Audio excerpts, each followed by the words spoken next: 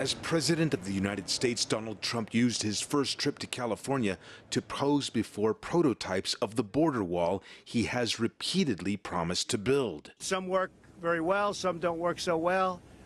When we build, we want to build the right thing. Interestingly, the ones that work the best aren't necessarily the most expensive, something I like about that ring. Trump has also insisted that Mexico will pay for it. Mexico's government has strongly rejected that plan, so it was no surprise that Mexican protesters turned out to voice their opposition. Mexico needs to say to Trump that a wall is not going to stop immigration. This will only create division. There is already a wound that has not healed yet. A U.S. Border Patrol vehicle barreling down a dusty road next to the border. It's an image that's a long way from reality here in the Mexican capital, but here people are concerned about the bilateral relationship, especially whenever the U.S. president talks about building a border wall.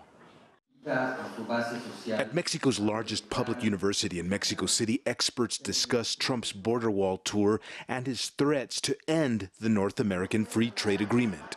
I don't know, and I don't. Analyst Carlos Bravo says Trump's decision to fire U.S. Secretary of State Rex Tillerson is another concern. Tillerson was a moderating force in the Trump administration's relations with Mexico and Latin America. We no longer have that counterweight to Trump's extreme and disruptive tendencies.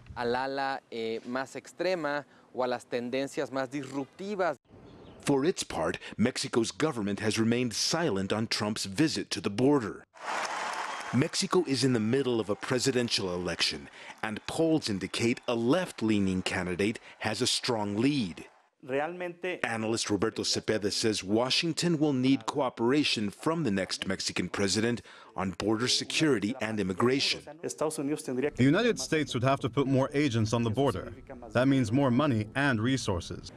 Mexicans we interviewed believe Trump's border wall photo op was largely aimed at his U.S. voting base. Protesters in Tijuana didn't mind using the opportunity to poke fun at the U.S. commander-in-chief. Frank Contreras, CGTN, Mexico City.